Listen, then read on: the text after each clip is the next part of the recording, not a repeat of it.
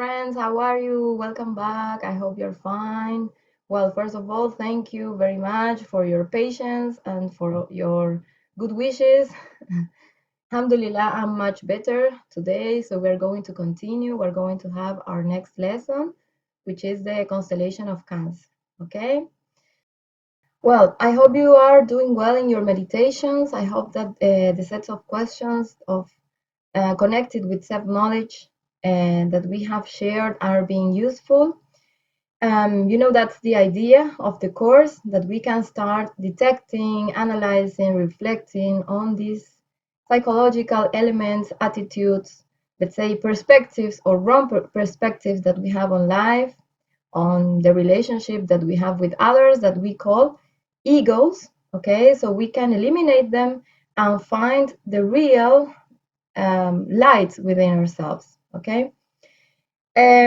So today we're going to, let's say, to analyze a topic which is very important because sometimes we find some obstacles in life that it's difficult for us to understand the origin, let's say, to understand the source from those things, let's say, to appear in our lives. Sometimes, let's say, we have already discussed about karma, let's say, or better said, about the consequences or the negative consequences that our wrong deeds have in our life. Okay, but sometimes we face some difficulties, some obstacles, or we undergo some experiences that we can't, let's say, accept that they are fair because we think, okay, but this is something that I have never done to a person. Okay, so it makes the situation look like unfair. So today we're going to analyze something very interesting because, as you may have thought, as human beings, we are, let's say, limited. Let's say our life is limited. We are born, alhamdulillah, we live 70, 80 years and we die. But spiritually, yes, we have our inner real being, which is this star, which is the real light, the real pure light, divine light within ourselves, that he has not a beginning and he has not an ending. I mean, he is endless. So, since we carry a portion, let's say, of its divinity within ourselves, and there is something within ourselves that doesn't die when we die. Yes, so we can say it is something endless. But what happens? You know that 70 or 80 years in the whole universe is almost nothing. Yes, for us human beings, for our limited lives, it's, let's say, a lot. It's everything that we have. But in universe, it's almost nothing. I mean, compared to other really longer, let's say, processes. So it is somehow nonsense to think that we only have one experience as a human being. Yes, because in fact, our, let's say, spiritual part, let's say the spiritual part of us that we call the essence or Buddhata, yes, for the ancient Hindu people, it was called Buddhata. Um, this portion of essence returns to this world to continue its learning because probably we all agree that 70 or 80 years are not enough for us to learn everything that we have to learn in life. Yes. So when we come back, our essence, yes, maybe not physically because our physical body disintegrates.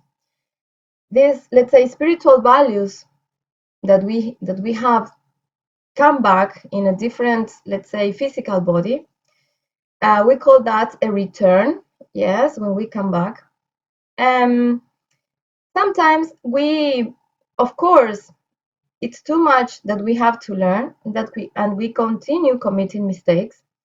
So there are some, let's say, karmas that we accumulate along these existences that, of course, have their negative, let's say, consequences in the next existences. So I tell you this because sometimes we find some obstacles in life. We undergo some situations that is difficult for us, let's say, to understand why they happen. So we need to, of course, go beyond our mind, because our mind will try to find excuses, will try to put the blame on other people. But we need to understand that universe is not unfair, yes, and things don't take place at random.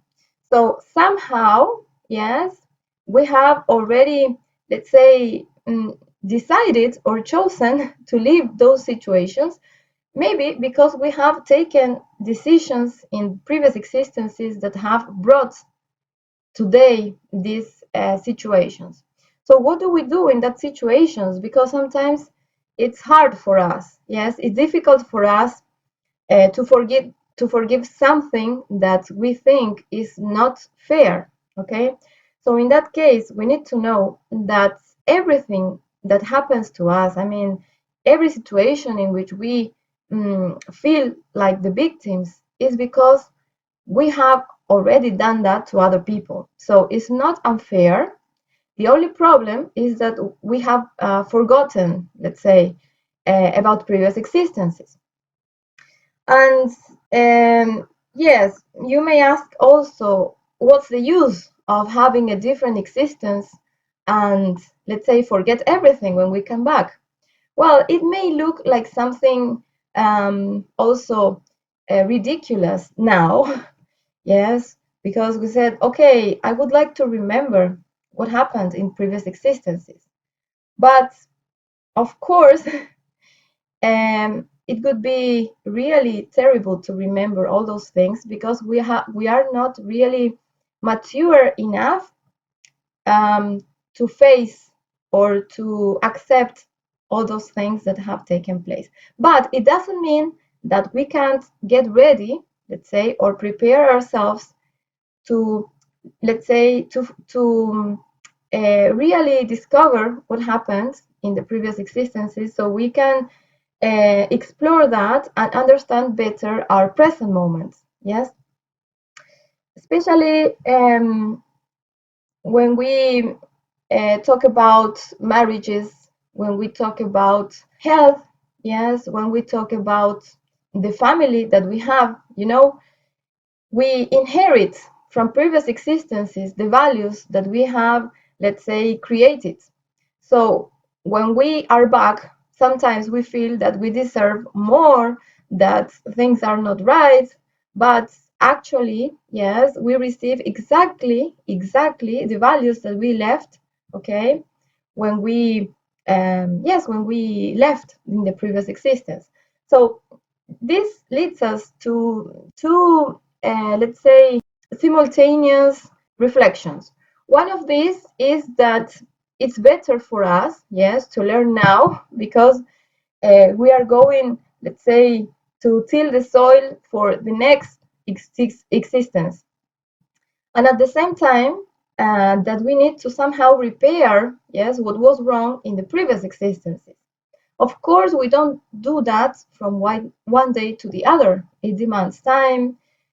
It demands, above all, consciousness. Okay, it depends really in our consciousness, in on how aware we are of our psychology, or of the consequences that everything that we do has for our life. Because we are completely, we are the complete owners, yes, of our life, even if we don't know it, even if we think that we are somehow led by someone else, or by other, let's say, forces. Of course we are, but only because we are not aware, yes, that we are letting that happen. At the precise moment that we discover that we are the real owners of our own life, so when we are ready to wake up to become fully responsible of the consequences, even of our thoughts, of our emotions. We can transcend complex situations, and also we can start remembering, let's say, the events, not only the events, but inner experiences, yes, that we have had, and the values that we left before we left. Okay, I'm telling you this because today we are going to analyze a very interesting topics in relation to the constellation of Cancer, which has to do with death, okay, and previous existences, and how this transformation of the energy takes place during our life, okay. You know, the constellation of Cancer is ruled by the moon, yes, and the moon is this planet, yes, connected to birth, yes, to giving birth, to maternity, to family. So why are we going to talk about death if the moon is the one that rules birth, yes, and new beginnings? Because in our divided psychology, death and life are opposite things, yes. But since we are searching for light, yes, we said that we can only find the light when we are only able to transcend this duality of the mind. So today we will learn, we will analyze, we will reflect upon the close connection between life and death. They are not really opposing things, but in fact they are, let's say, twins. Let's say life and death are twins because these processes are associated, yes, in a very close way, that we will understand what happens to us, yes, when we die, and what happens to us, let's say, energetically during our life. So we have just said that when we die, of course, our physical body disintegrates, but there is something within ourselves, which is the essence. Yes, it never disintegrates because it is divine. It has no beginning and no ending. Yes, but there is also something else, which are our egos. They also don't disintegrate. I mean, they don't disintegrate either when we die. Why? Because we said that egos, yes, in its core contain a portion of light. Of course, this portion of light is trapped. It cannot be free. It cannot express itself because it's trapped within our psychological structures. And when we die, these psychological structures that we call egos, they don't disintegrate either. Yes? So there is a portion of free light that we have, we call it the essence, and there is a portion of, let's say, limited or um, trapped essence within the ego that doesn't disintegrate either. So for the universe, these are values. These are the spiritual values that we have or that we lack. Yes? So when we abandon this world, we abandon this physical body, these values don't disintegrate, but they are linked to the new physical body that we get when we come back. Okay?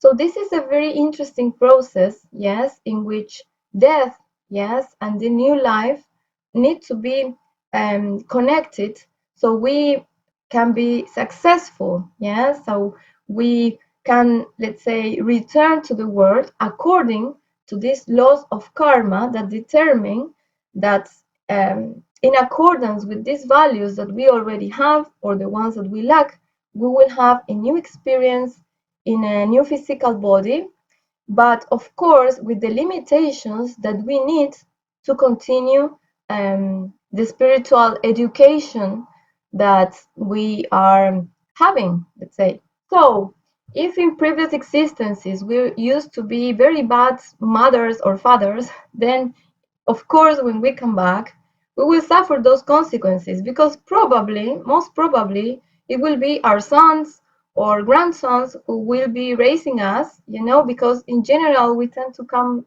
back within the same family. because we create bonds, yes, with the people that we meet during life.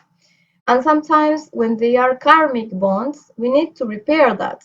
Yeah, so that's why we come back to the same family. We come back to a culture and to let's say a place that is according also to these karmic laws. So in general, we tend to return to the same place, yes, that we had been living before.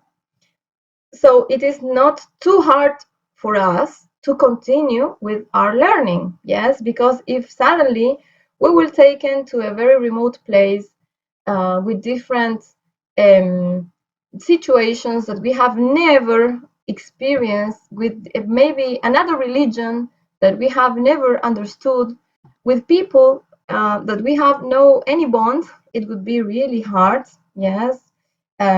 So even in those cases in which we need to learn something, even if there are karmas that we need to compensate, we can also see God's mercy for us, yes, so that this learning can be done smoothly. But of course, it's not because we need to do it slowly. We really need to wake up, because all the, let's say, time that we lose, yes, in learning means more suffering, yes, means more disorientation to understand what's happening to us and why we are here and what's the reason for us to be alive, yes, and to have this experience as human beings in this so huge and endless universe. So now we're going to study how, let's say, energy works during our whole life until we reach death. This is very important because you know that we have been created through energy. Yes, of course, through matter. Yes, because we have a material body. But our origin, had an origin which was this magnetism, let's say this first attraction between our parents. Yes, so this energy that we call love, that we call passion, that we call life, instinct, whatever we call this energy, but this is the one that moves human beings to make a creation. Yes. So let's analyze what happens, because we are not just the result of what happened when we were in the womb of our mother, but prior to this, um, you know that everything that is gestated in the womb of the mother is also a result of um, all the, let's say, of the relationship that she has created with the father. Yes. So this is very important to take care. I don't know, but maybe some of you are still single. Some of you may be married. Some of you have already have children. Yes.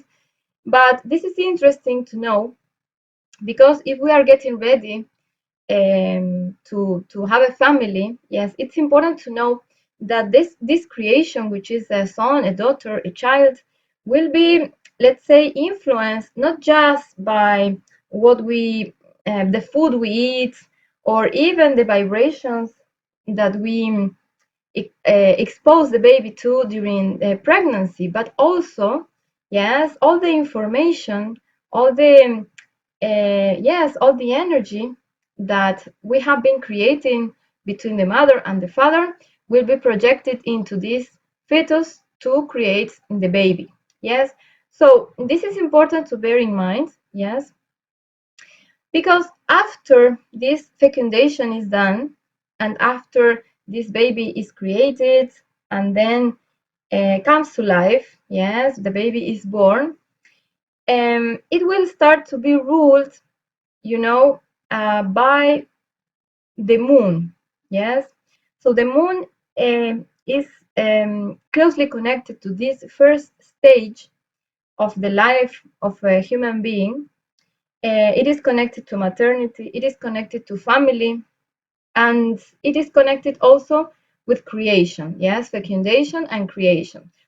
So it's not just from the moment that we are born, but from the first moment that we are born until 7, yes, until we are 7, all our life is ruled by the moon. You know that our first, let's say, school, our first shelter, our first teachers, yes, is what we find at home. So this is the moon, yes, how we are related, yes, to the family and to the moon. Remember that we also create our personality, okay? We start creating the personality since we are born until we are 7 years old. Yes, so this period is very important for the child. All the values, all the teachings, all the principles that the family can transmit to the baby will be, let's say, part of his or her personality.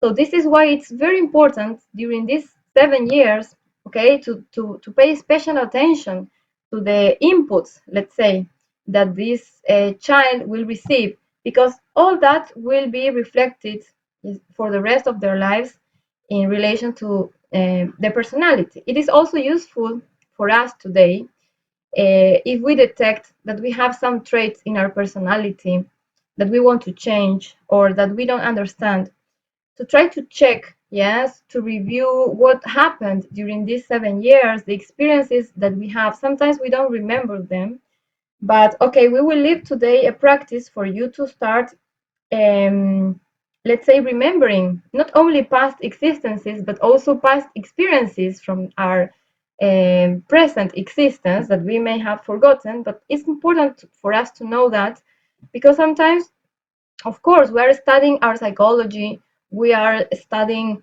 um, the our behavior, we are studying our destiny, and everything is connected. Yes, we need to study the first moment that we started, for example, experiencing some tendencies in our character, or some traumas that we may have, or some teachings that we received that we need to perhaps question or improve. Yes.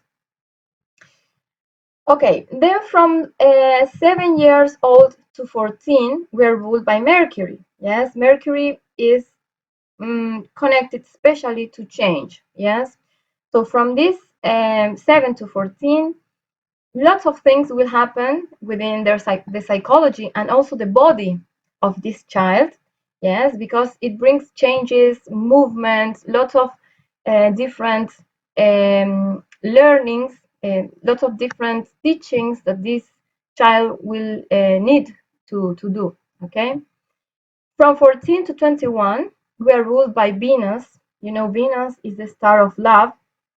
So this is the moments in which, the hormones start to be more active, yes, in the body, because the child, the adolescent, is getting prepared uh, for having a family in the future. Yeah, so the person will start feeling attraction.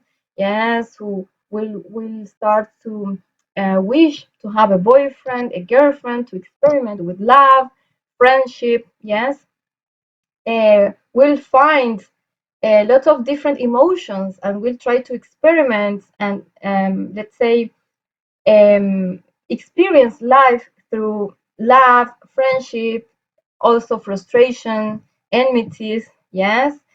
So this is important also to know that, because these energies that um, rule us during our life, they have a purpose in us. Yes, that is to guide our um, experience on earth, so we can succeed in all the stages, according to life, according to the development of our psychology and our body, healthily. Yes, when we aren't ready, or we trying to jump some of these stages, or try not to leave these stages, then we will may find that in the next stages of the life there will be some things missing. This is important also to analyze for us when we are trying to find the origin the source of our conflicts today. Yes. Okay, from 21 to 42, yes, we will be ruled by the sun. It means that this is the central part of our lives, where we need to define lots of things. Yes, our vocation, what will we do for a living, or if we will have a family. If not, yes, what will we do in relation to anything, our personal projects, yes, the aim of the or the purpose of our life. So this period is also very important.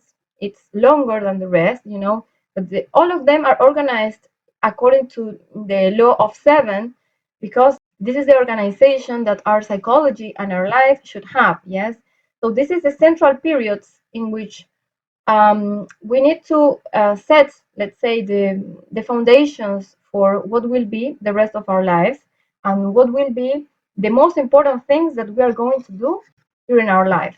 Okay, so it's important in this period that we know how to make good choices, that we know how to make the right decisions, because we will be affected by that in the next period, yes, of our life. And this is the moment in which probably we will get married, we'll have children, we'll get a degree, we'll discover or know what we're going to work in. Um, what else? The situations that we are going to live in our life. So it defines a lot. Yes. So it's very important to pay attention and to know that it will be during this period that we have, let's say, that we experiment the peak of our energy. After that, yes, it's not that we have no energy, but yes, it depends on what we have done in the previous stages. Yes, the amount of energy that we have from 42 and on depends on the choices that we have done before that. Yes, so from 42 to 49, yes, we will be ruled by Samael and Mars, this planet that is connected to war. Yes, I mean, it doesn't mean necessarily, let's say, something violent, but we will need to struggle. Yes, we will find these conflicts that we really need to solve, so that the rest of the periods coming afterwards, are peaceful. Yes, if we are able to solve them, then the rest we will succeed in the next stages. Yes, so we will see that, for example, after this period of Samael finishes, we are near our 50s. Yes, so it's important because it means that the most important things in our life should be already done. It doesn't mean that we won't be able to do nothing else or nothing important, but we need to have already good basis, yes, for our lives. So what will happen from 49 to 60, sorry, to 56, is that we will be ruled by Jupiter. Yes, this star, this planet, is connected to law. Yes, Jupiter is the law, is the scale. So what will happen in this period depends, as I said before, on the decisions that we had made. Yes, so if we made the right decisions, yes, during this period of our life, we will be respected by everyone.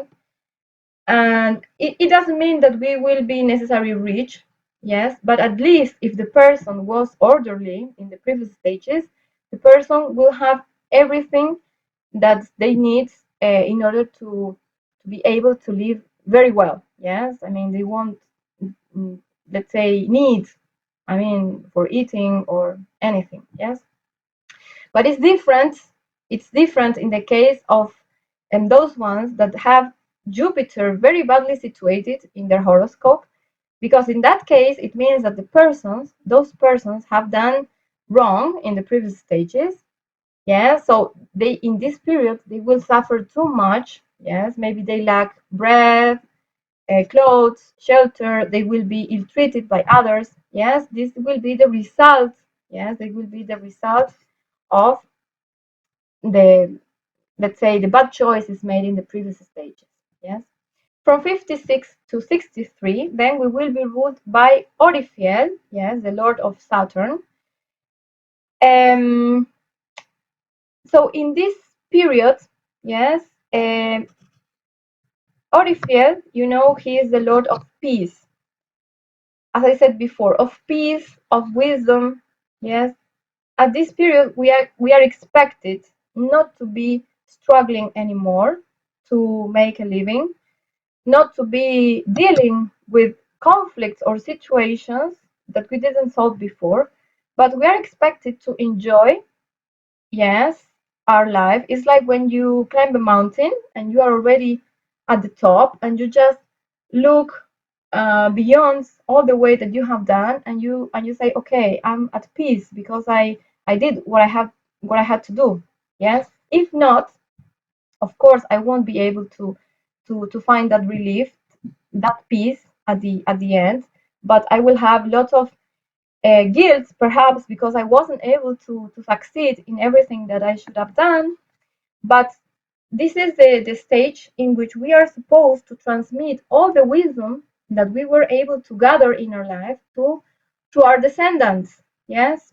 So this stage, of course, will be very peaceful, very rewarding for those who have been able to learn during the previous 6 stages, right?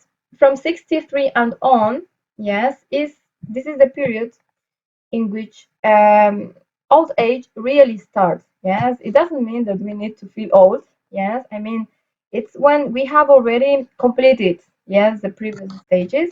The energy will be rather different because we will start again to be ruled by the moon. Yes, so how can we perceive that? You will notice that after that, old people start to be like children again. Yes, the family becomes very important again because they depend upon the family. Yes, they depend on other people taking care of them. Like when we are children, we cannot do things by ourselves because we are too young. Now we are too old, and also depend on the family again. Yes, you can also see that some people after this age will be um, or will come back to some, let's say, experiences that they had during childhood. For example, they want to play with toys again. Yes, like when they were children, they look or they behave sometimes like children. Yes, so this is why, because the moon starts ruling our life again. Yes, and we need to understand all this process that the energy does during our life, because we are exposed to different types of energies along our life. This is very important so that we can have the right relationship with ourselves and with our peers, yes,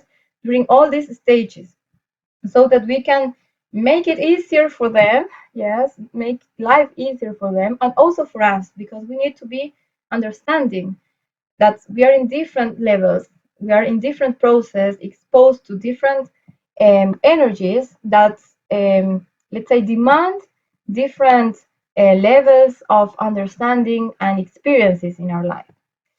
And what else? Well, the last, let's say, uh, energy that we are going to experiment during life is what we call the ray of death.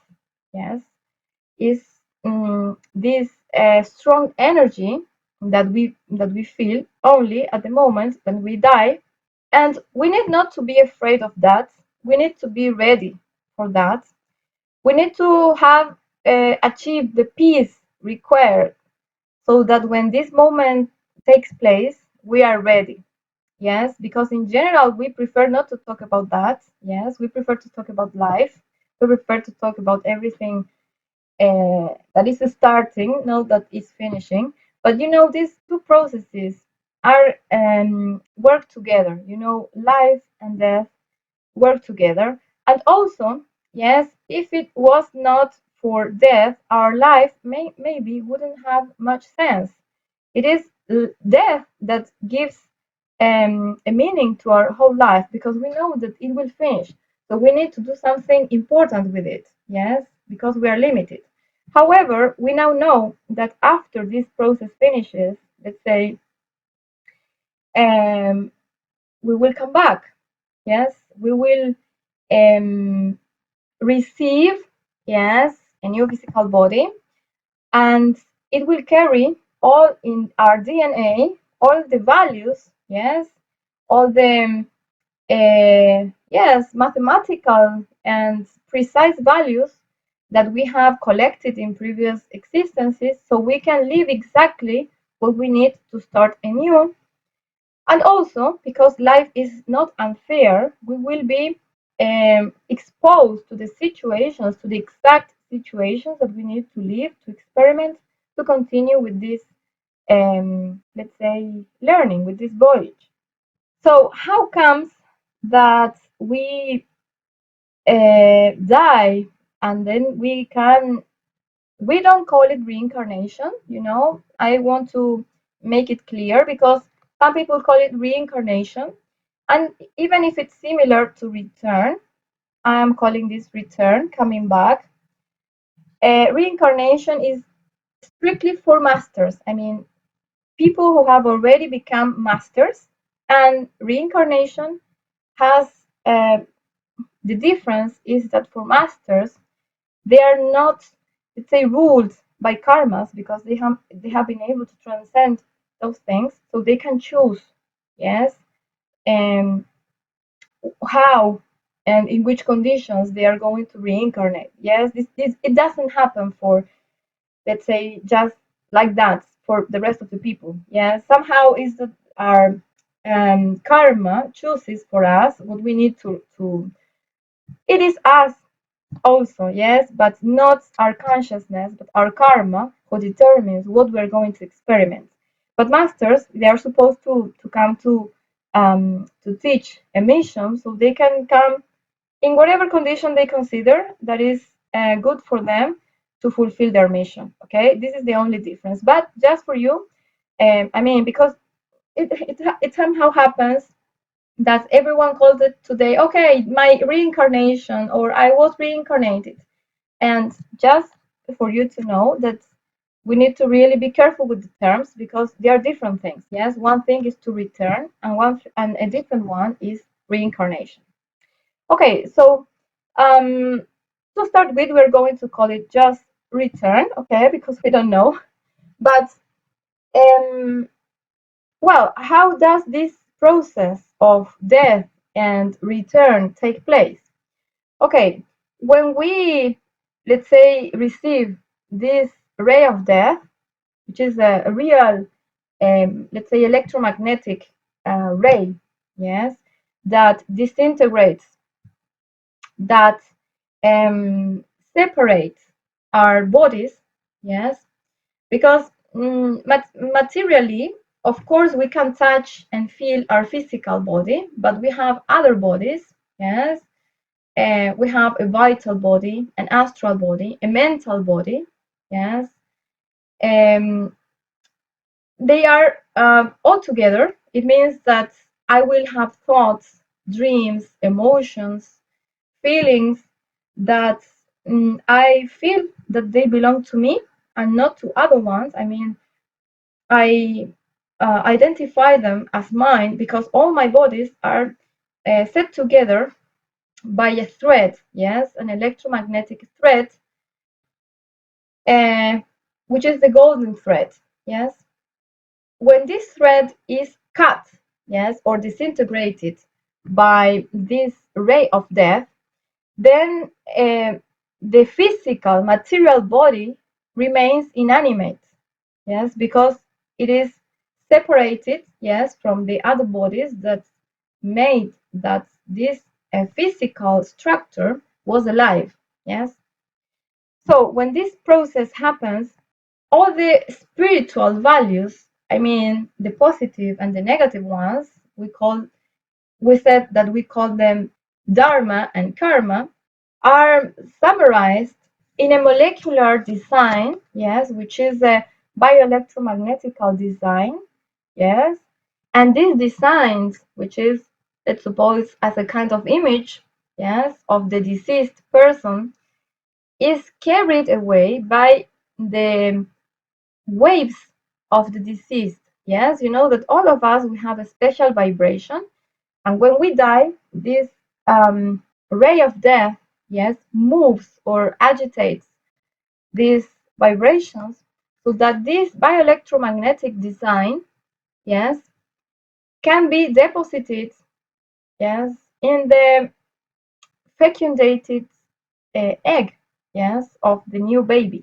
Yes, this process doesn't need to be automatic, because when we die, we don't really disintegrate automatically. I mean, it takes for a body, the physical body, some time, maybe weeks, maybe months to disintegrate materially. But then, as I said before, we have other bodies, yes, vital body, that demands more time to be disintegrated. So these waves, yes, of the deceased person sometimes take some time until this design is deposited in the fecundated egg of the new baby. I mean, that will be born, that will be the, let's say, the physical vehicle for these spiritual values that we carry within to express again.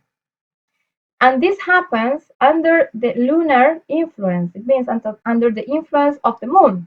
When the spermatozoa penetrates the egg's covering, yes, which instantly closes once again, it imprisons, yes, the design, and also it generates a very strong, even if small but strong, field of attraction, yes, so that all the information starts to be attracted towards the feminine nucleus, okay, which will wait in the egg center, yes.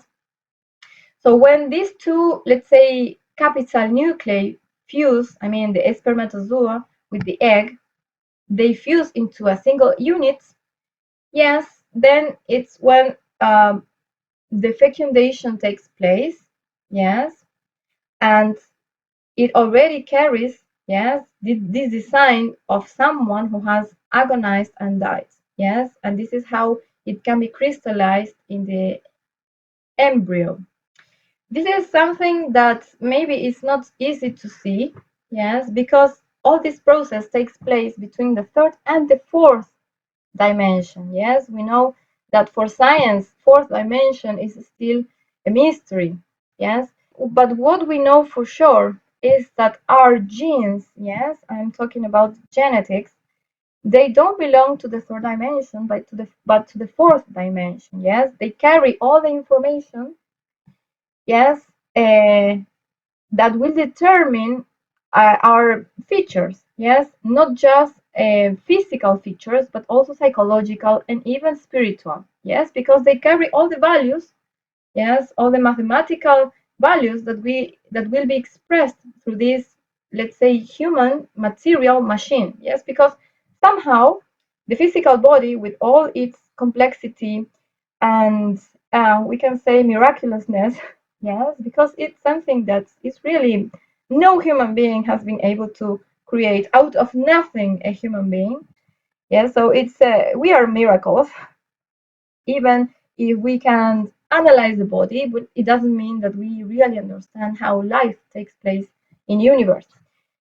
Um, so even though what carries within is more important, yes, that all the perfection that the material part expresses, yes, because the important thing are all those values that physically will be able to be expressed, yes. Okay, and this is the way in which we, let's say, return, yes. This is the process that takes place for us to come back. But of course, this process, we don't do it consciously, because we do it according to the laws of karma. As I said, yes, we don't design that. Yes, it depends on the results that this It depends on the results that we get at the end of the journey. Yes, when we die, we are judged, yes, but by cosmic law.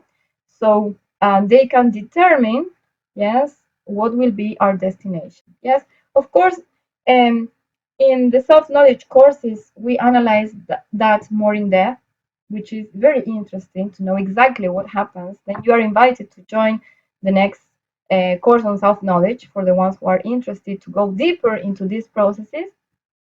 But for now, it's interesting for us to see and analyze that all that takes place in stars, and this is how we, let's say, can take place or can reappear or return.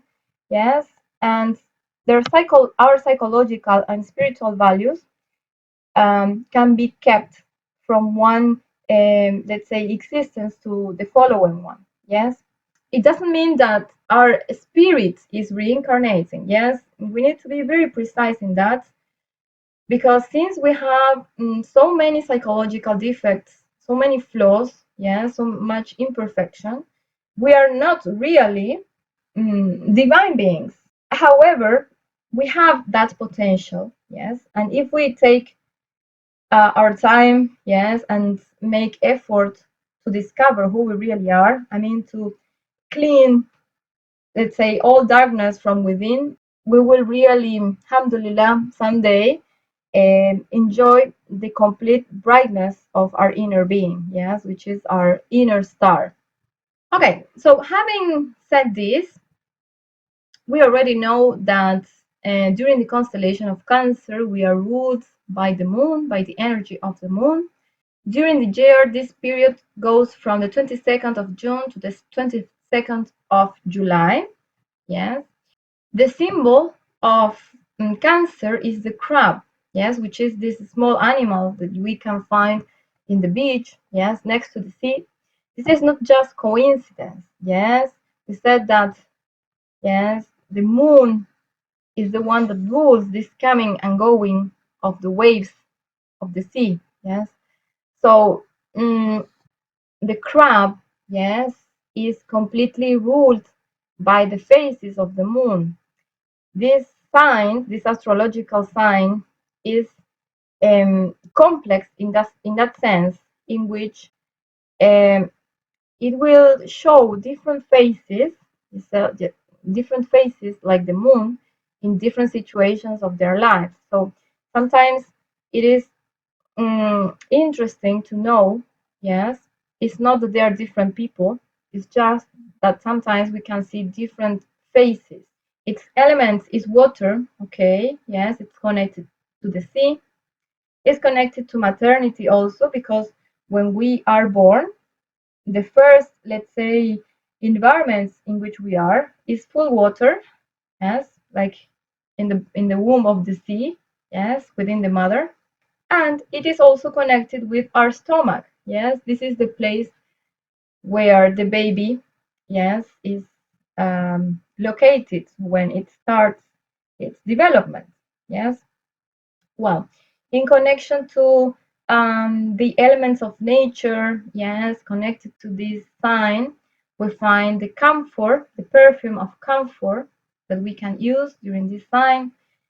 Plants, eucalyptus, cherry tree, and the violets. Yes. So we know that these plants are ruled by the moon. Yes. So it's important for the ones born under this sign, yes, to make use of these plants. And the flower is the white rose, okay, which is connected to purity, yes, innocence. Its metal is silver. Yes, silver, its stone is the pearl also. Yes, this precious stone that we find at the bottom of the sea. Yes, the color is silver also. And the key words you see is fecundation. Yes, you know, fecundation is something that also happens within waters. Yes, within the sexual waters of a man and woman, it takes place fecundation. If not, it would be impossible. If water wasn't there, I mean, sexual fluids, then the spermatozoa would never reach the egg, the ovum. So for fecundation to exist, we need waters. Yes. The day is Monday, yes, and the planet, we already said it's the moon. Yes, remember the relationship between the planets and the name of the day. Yes, we have moon and Monday. Yes, if we had another O, then we have Monday. Yes, the day of the moon. And its ruler is Gabriel. Yes, Archangel Gabriel. You see in the Bible, he is the angel that tells Mary, yes, Virgin Mary, that she will bear a baby. Yes, so here we see again, he is the, let's say, the angel connected to maternity, to creation, to fecundation, connected to something that starts. Yes. Okay, now in relation to the psychology of a Cancer, yes, we can say that they are peaceful by nature, like waters, yes, quiet, they tend to adapt, be versatile, but they are terrible when they become angry, like the sea, yes, because also Cancer is connected to emotions, that this place in stomach, the solar plexus, is the place where we receive, let's say, all the impressions of the environment. And the first thing that is affected are our emotions. Yes, they have a disposition for manual arts, practical arts. I mean, also for inspiration. Yes, if they can do it. They have a vivid imagination. Yes, but there is a problem here because if this energy is not well channeled, then instead of imagination, the person falls into fantasy. You know that these two terms look alike or too similar, but they are opposite. Yes. Okay. You know that these two terms, fantasy and imagination, look alike or similar, but they are not. Yes. Imagination has to do with creation. Yes. Something that I can imagine and will create new situations, real situations. But fantasy, we can say, is the unnecessary waste of mental energy. Yes, because are unrealistic thoughts or ideas that don't really come to action.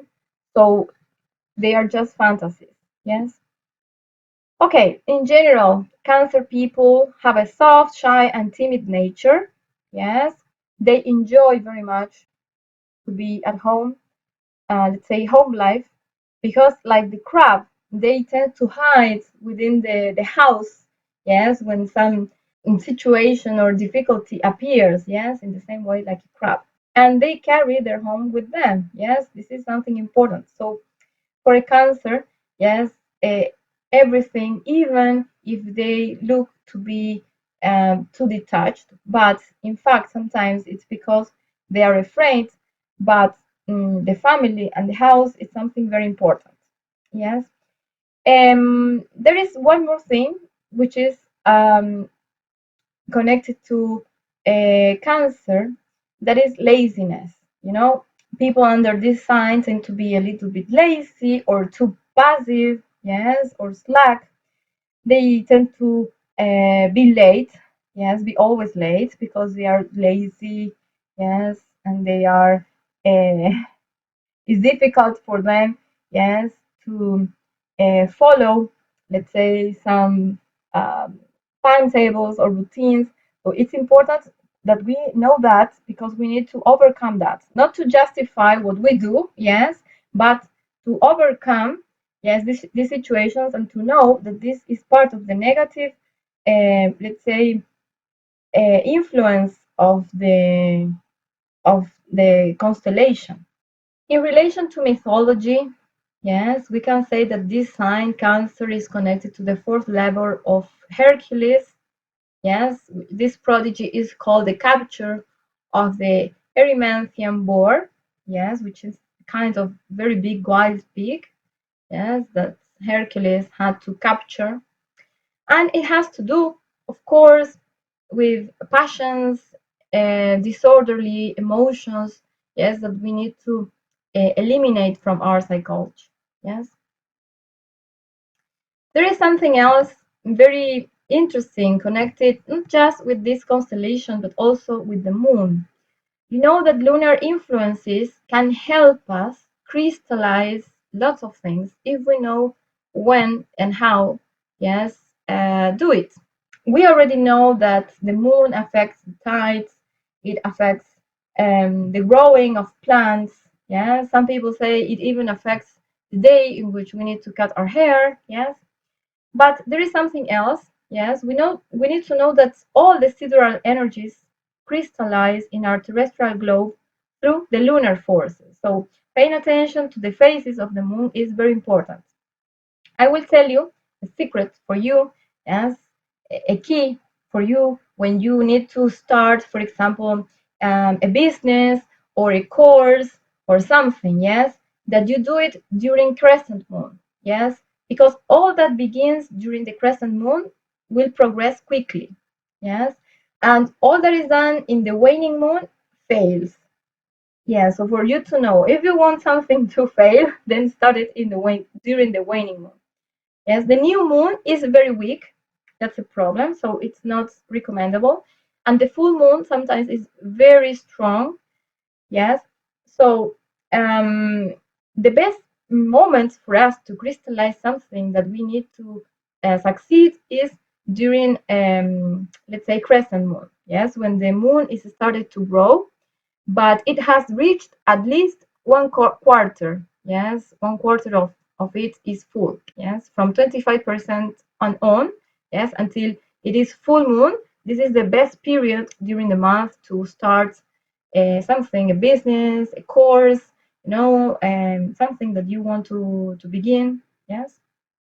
Okay, so having said this, we're going to jump now to the last section of the class, which is connected to reflection. Yes, today we are going to reflect upon emotions, yes, especially negative emotions, because these are aspects of ourselves that we need to learn how to deal with emotions, yes.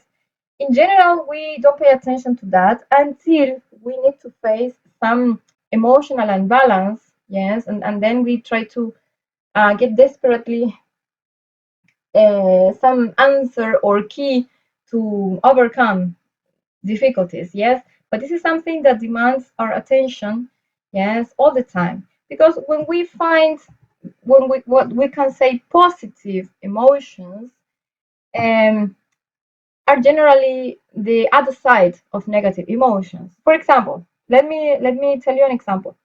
If I'm very happy because let's suppose that I succeeded in an exam and everyone is congratulating me, yes, applauding, yes, and saying, very good, Selena, you are the best.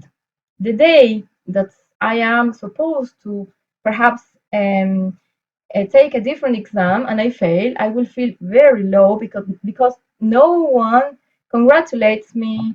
Yes, and I depend upon others' congratulations. Yes, so this positive, let's say, emotion is really the other side of a negative emotion. And when we are ruled, yes, by this um, scale coming and going, then we can really not live through light. Yes, we depend upon others, yes, to measure our success or our failings. So there is something important to know that for emotions to be healthy, they need to be balanced. Yes, they need to be balanced. I mean, it's not good to feel happy, but of course it's not. That's our aim.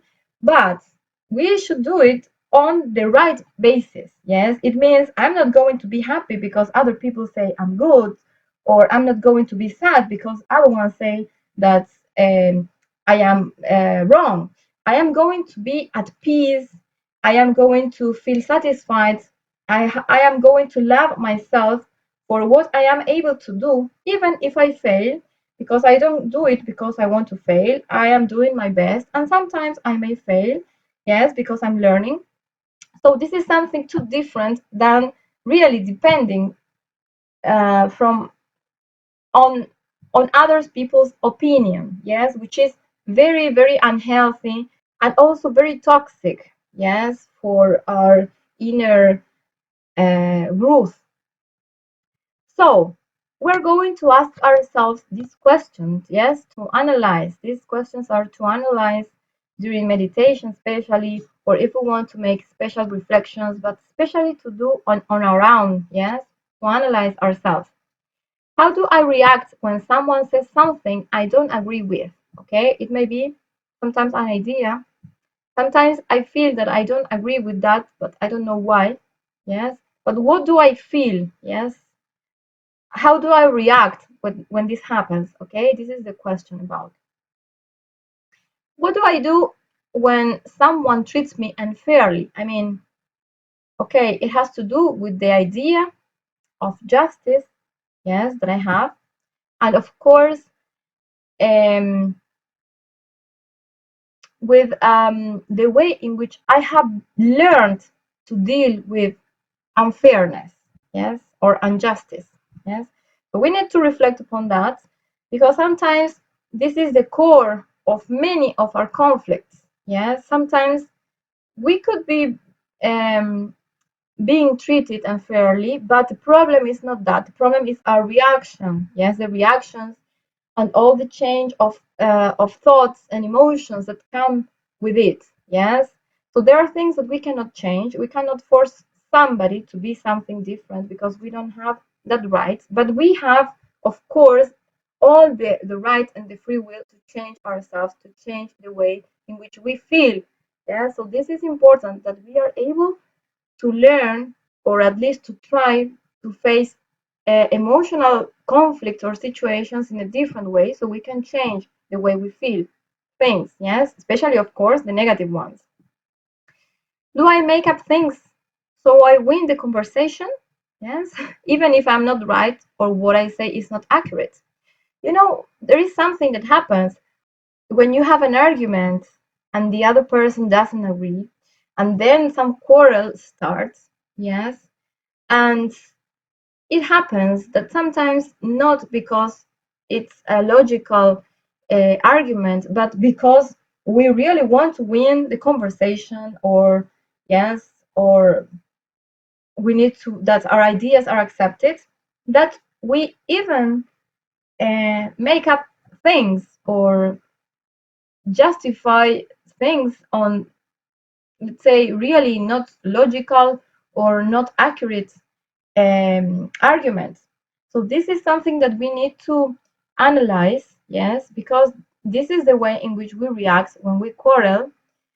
And sometimes we also need to take our time to analyze, yes, deeply the core or the real origin, yes, of different situations, so we can um, take the best decisions in life and we don't fall into quarreling unnecessarily or even lying, yes, which is what usually happens when we get sometimes too, when we get angry, yes. So what happens? What do I do, yes, when this kind of um, conflict starts? Do I ignore people, yes, when they don't agree with me? Yes. Do I get resentful? Yes. It means maybe that I don't want to talk to them anymore. Yes. Do I try to take revenge? Yes. You know, even if it sounds terrible, but we need to analyze our emotions because sometimes we have something we did that wishes these evil things to take place. This is terrible. This is terrible. But sometimes it happens. Okay. Do I understand the other people's perspective, or do I try to forgive if the person committed a mistake? Maybe he said something or she said something that wasn't completely right, or that made us feel, uh, let's say, upset. Am I able to identify and express my emotions? Sometimes, you know, we tend to be resentful. We ignore other people because we don't know how to deal with negative emotions. So what do? We just ignore them. We just hide that conflict. We swallow that. We don't say anything. Yes, we suffer and we go away. Yes, It does. I'm not saying that it's always the best option to face the person and tell them, okay, you're doing this and this, because sometimes it could be better if the other person is not reasonable enough. Yes, but it's good that at least we are ready. We have the tools to understand what's happening with us, to understand what we are feeling, at least to try to put words, yes, to our emotions, so we are better prepared to cope with those negative emotions. Okay, am I ready to accept that I am not perfect and love myself in spite of that? This is more focused on frustration. Yes, because in life we need to learn. Yes, we need to develop the ability to cope with frustration. There are many people that completely lack that ability, so when they first fail, they don't want to continue trying anymore. Yes, so we need to be ready. This is one of the most important lessons in life. Yes, it can, because this ability we need it for everything, for an exam at school, at university, for a job, for raising a child, for getting married, yes, everything. And also for forgiving ourselves, starting anew, and improving. Okay, let's jump to the next section. How do I make others feel when I am annoyed? Yes, this is the previous question. Do I swallow my problems, hide them, and try to keep up appearances? Yes, this is something also very toxic, because we get filled with very negative emotions, expectations also, because sometimes we expect other people to say, oh, I know how you feel, or I'm sorry, and they don't. So it's like we mm, increase the amount of expectations, and the amount of frustration grows. Yes, so that's why we need to learn to deal with negative emotions.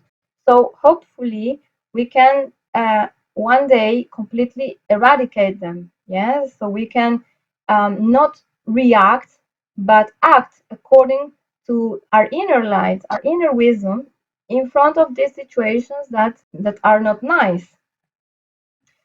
Okay, do I stop struggling for something if I fail at once? Yes, is another question. Do I always put the blame on others when I find an obstacle in life? This is what ruins um, human relationships. Yes, guilt, the relationship that I have with others and also with myself. Even if I blame others, or even if I blame myself, because guilt, is an ego. This attitude of blaming people, this is not something wise. Yes, of course, we can talk about responsibility. Yes, we can do that. And we can talk about mistakes, ignorance, and also we can talk about learning, improving, yes, and doing our best so that next time it's better.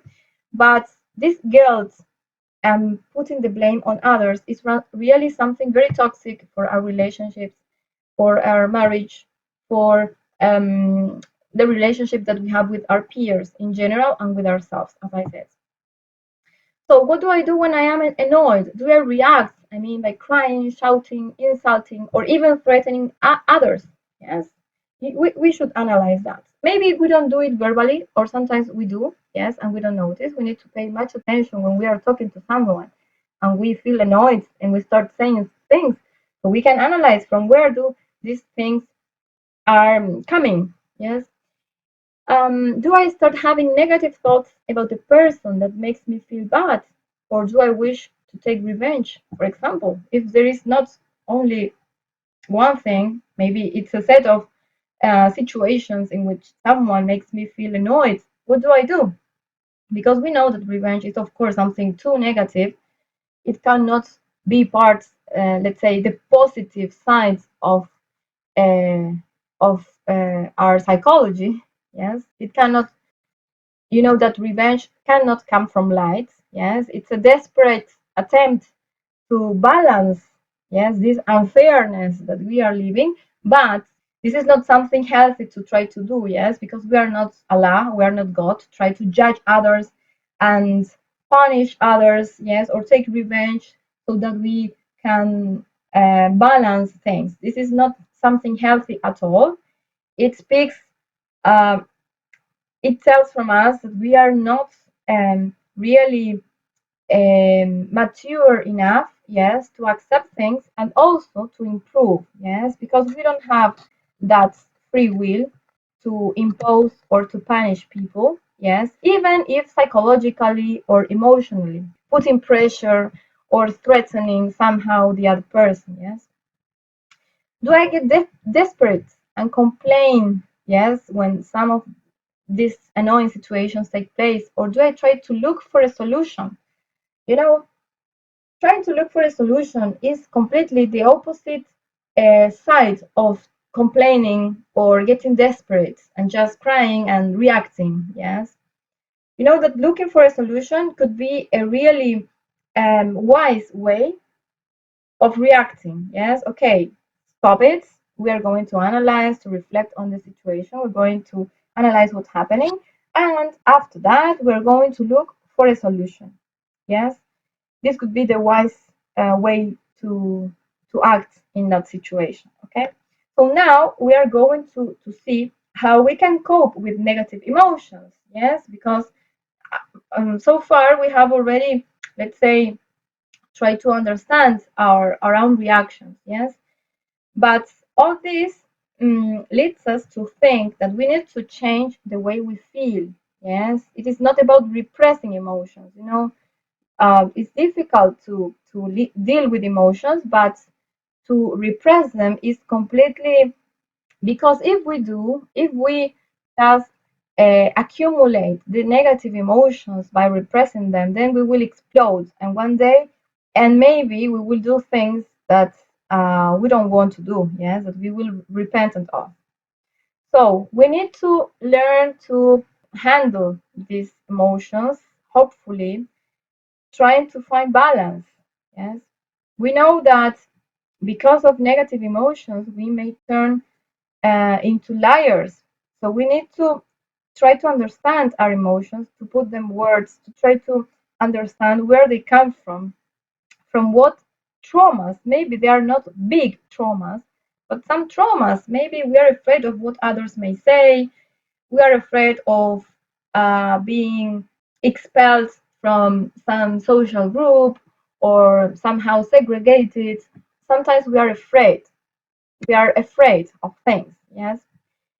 We also need to understand that negative emotions, they kill our body. Yes, they kill us. Because of negative emotions, we can die from one moment to the other. Alhamdulillah, it doesn't happen. But for example, if a person receives a very bad news and the person doesn't know how to deal with negative emotions, the person may have a heart attack and immediately die. Yes. So, and this because of a negative emotion that the person wasn't able to cope with. Yes.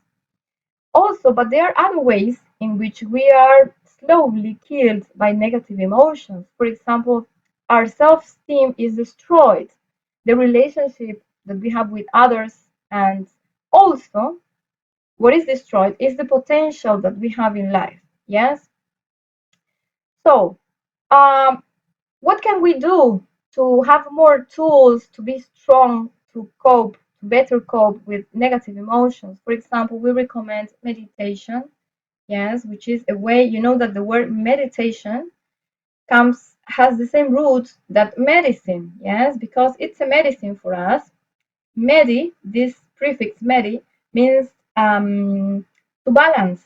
Yes, it's the right amount, yes, of things, so we can balance. Yes, this, especially these negative emotions or excessive thoughts during the day.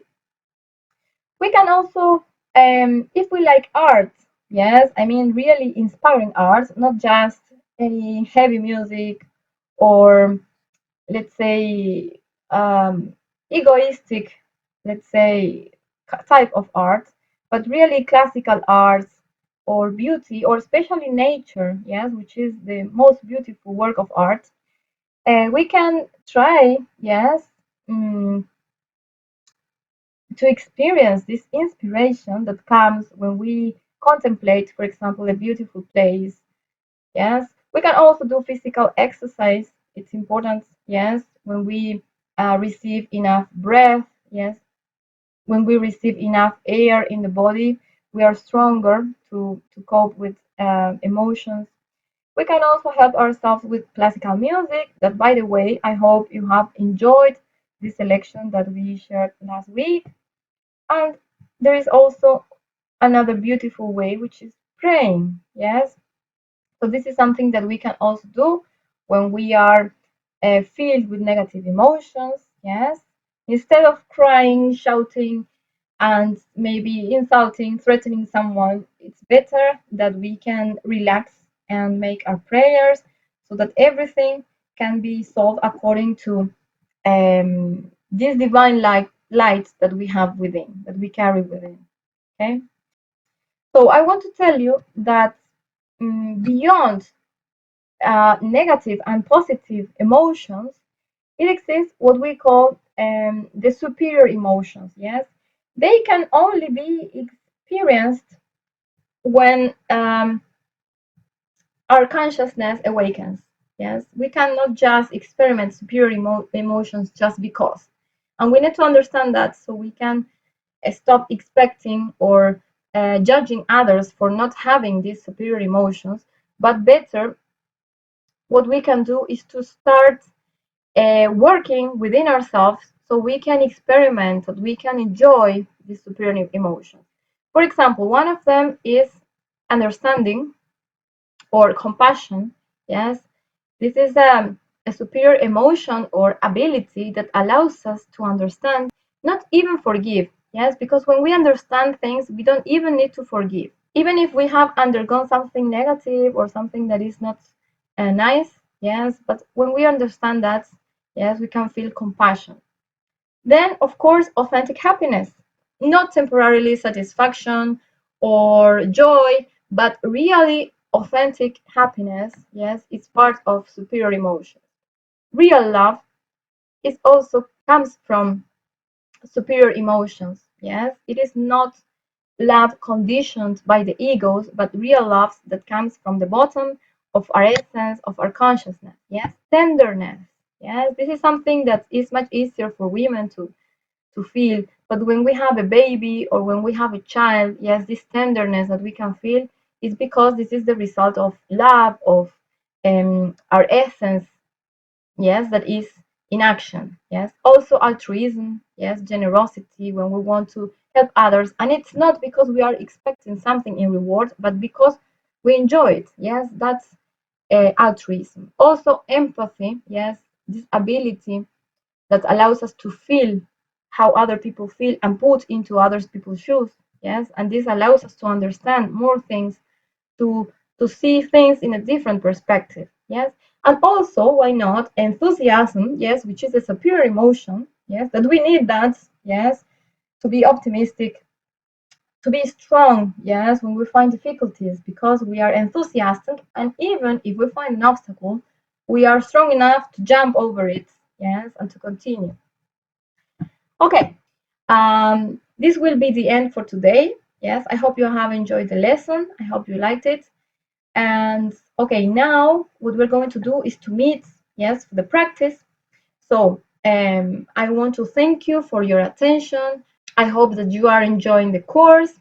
Okay, and something else that I would like you to help us with is to subscribe to the channel, please, and also to help us share this knowledge with other people so we can help spread these teachings that we offer for free to more people that can access, that can know about Gnosis and Hermetic astrology and enjoy these teachings as you do. Okay, so see you now in some minutes in the practice.